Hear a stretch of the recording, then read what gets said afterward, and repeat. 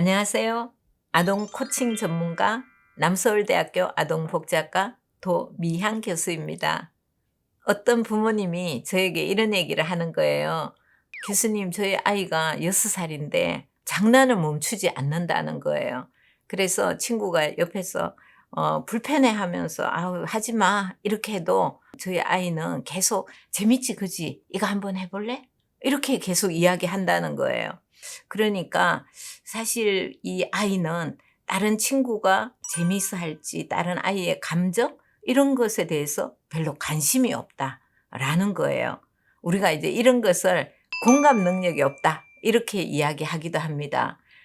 지금 우리가 이렇게 살아가면서 다른 사람의 감정을 읽어주고 또 헤아려주고 배려해주고 이런 것들은 굉장히 중요한데 공감 능력 제로인 아이 어떻게 좀 키울지 또 공감 능력이 왜 중요한지 공감 능력은 어떻게 발달하는지 그리고 이 공감 코칭 양육법 5가지 제가 오늘은 한번 알아보겠습니다. 먼저 우리 아이의 공감 능력을 키워주려면 공감 능력이 무엇인지 알아야 되겠죠. 이 공감 능력이라는 것은 타인의 마음과 감정을 이해하는 능력을 말합니다. 그래서 상당히 객관적이고 중립적이다라고 볼 수 있습니다. 우리가 흔히 공감을 이야기할 때 공감 능력이라고 붙이는 이유는 공감에는 기술적인 부분이 들어가 있기 때문입니다. 다시 말해서 인지적인 어떤 발달 과정 속에서 자연히 이루어지기도 하지만 그 공감 능력이 부족한 아이들은 학습을 통해서 그 기술을 습득해 나갈 수도 있는 거죠. 그럼 공감 능력이 왜 중요할까요? 공감 능력이 부족하면 다른 사람의 아픔, 고통에 대해서 전혀 이해할 수 없게 됩니다. 다른 친구와의 관계, 그리고 사회성 이런 것들이 점차 떨어질 수밖에 없습니다. 그리고 사실 아이들뿐만 아니라 우리가 공감 능력을 이야기해 보면 가족 간에도 제가 위로받고 싶고 격려받고 싶은데 남편이 그건 당신이 잘못했네. 그러면 제가 마음이 별로 좋지 않잖아요. 바로 이런 것들이 이제 공감 능력인데 그것 때문에 힘들었겠구나. 바로 이런 것이 아이뿐만 아니라 성인들도 굉장히 중요하거든요. 근데 여기에 조금 훈련이 필요합니다. 특히 아이들은 또래 관계가 활발하게 이루어지는 이 유아기 때 또래와의 갈등 이런 것들이 이제 본격적으로 나타나기 시작하는 때입니다. 이제 아이들의 발달 단계상 자기 중심적으로 사고를 하죠. 그러면 아이 입장에서는 내가 재미있으면 다른 사람도 재미있을 거라고 생각을 하게 되는 거죠. 하지만 점차 다른 사람은 나하고 생각, 감정 이런 것도 다를 수 있다는 것을 아이들이 이해하게 되는 거죠. 그래서 아이의 그 연령상 발달 특성을 잘 이해하면서 아이의 공감 능력을 키워주는 것이 매우 중요합니다. 우리 아이가 사회에 적응함에 있어서 빠져서는 안 될 중요한 발달 요소 중에 하나입니다. 그럼 우리 아이의 공감 능력은 어떻게 발달할까요? 아이의 공감 능력은 아이의 개인차에 따라서 다르게 발달합니다. 그러니까 아이의 두뇌 성숙 정도에 따라서 차이가 있고요. 그리고 인지 능력의 발달, 또 유전적인 것도 영향을 받고 환경적인 영향을 받기도 합니다. 하지만 현재 우리 아이의 공감 능력이 다소 떨어지더라도 우리 아이들은 자아 형성 그리고 성장 과정 중에 있기 때문에 부모님이 어떻게 양육하느냐에 따라서 충분히 키워질 수 있다는 점 명심하시기 바랍니다. 또한 이 시기의 유아들은 자기 중심적인 사고에서 조금씩 벗어나서 점차적으로 다른 사람의 관점에서 생각해 볼 수 있는 능력이 길러지게 됩니다. 그래서 부모의 양육, 부모와의 소통, 또 친구와 어울림, 그리고 놀이, 다양한 간접 경험 이런 것을 통해서도 이 공감 능력은 키워질 수 있습니다. 그럼 여러분은 내 아이와의 공감이 잘 이루어지고 있다고 생각하십니까?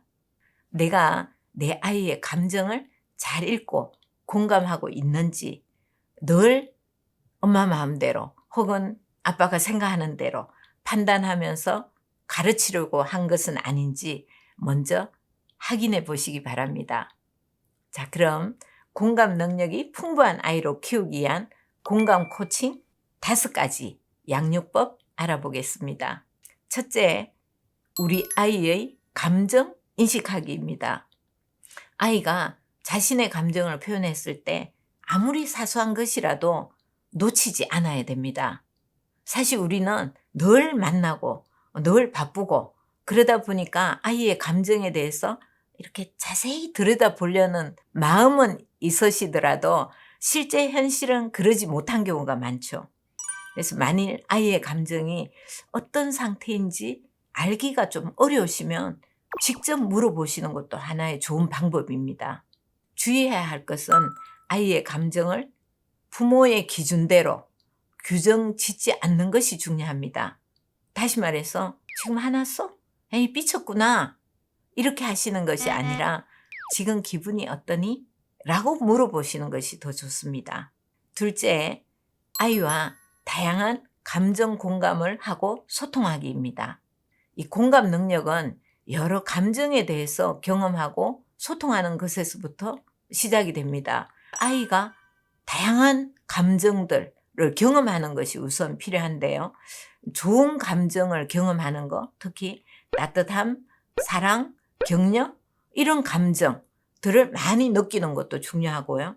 그러나 또 짜증나는 거, 화나는 거, 분노 이런 감정들도 있죠. 이런 감정들도 느낄 수 있도록 해주는 거 필요할 것 같습니다. 그래서 자기 마음에서 어떤 감정이 일어나는지를 우선 아는 것, 그것도 이제 중요할 것 같아요.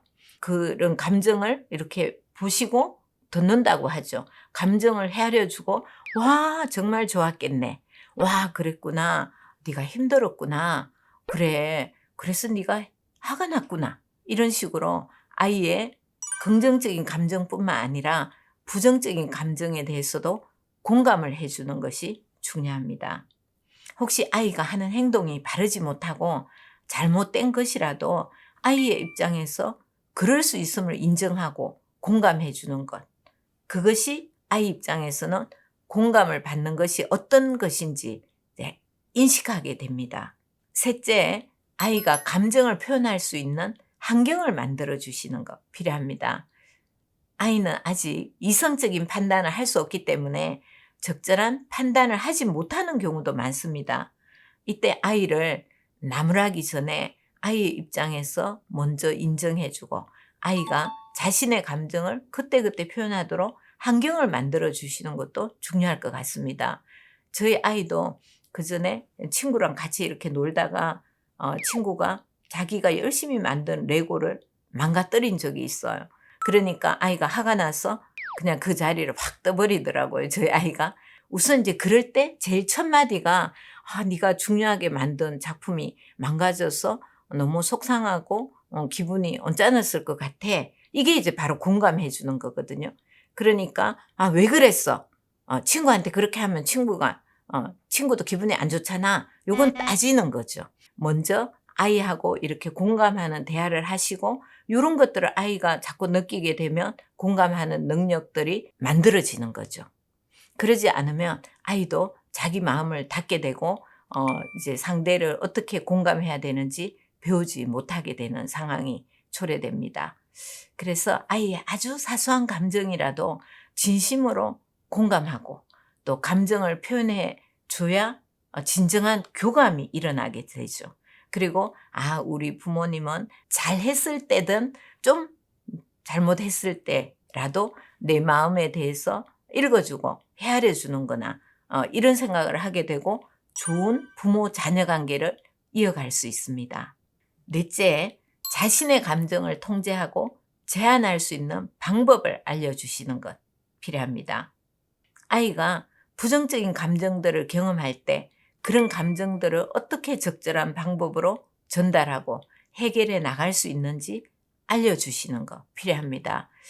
아이가 자기가 기분이 좋지 않을 때 그것을 막 화를 내거나 혹은 폭력적으로 다른 아이를 제압하려고 하거나 이럴 때 자신의 감정을 잘 이렇게 좀 통제하고 제한할 수 있는 그 마음의 힘이라고 얘기하죠. 이제 그런 걸 기를 수 있도록 해야 아이가 다른 사람과 좀 더 원활한 다른 또래와 원활한 관계를 유지할 수 있을 것입니다.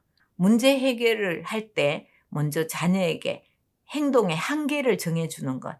네가 만일 화가 많이 나더라도 친구에게 폭력적으로 하거나 적절하지 않은 행동을 하거나 이런 것은 하면 안 돼. 한계를 정하셔서 알려주시는 거 필요합니다.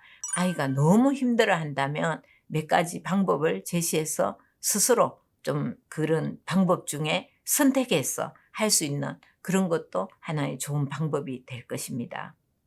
5번째, 친구들과 놀 수 있는 환경을 제공해 주세요. 친구들과의 놀이 환경 속에서 자연스럽게 어울리며 때로는 또 다투기도 하면서 다양한 상호작용에서 아이들은 다양한 감정을 느끼게 됩니다. 자신의 감정뿐만 아니라 친구들의 감정이나 또 기분을 인식하고 조율해 나가는 과정에서 점차적으로 아이들은 타인의 감정 그리고 정서를 공감할 수 있는 마음을 배워나가게 됩니다. 공감 능력 제로, 이 공감 능력을 키워주는 5가지 방법 말씀드렸는데요.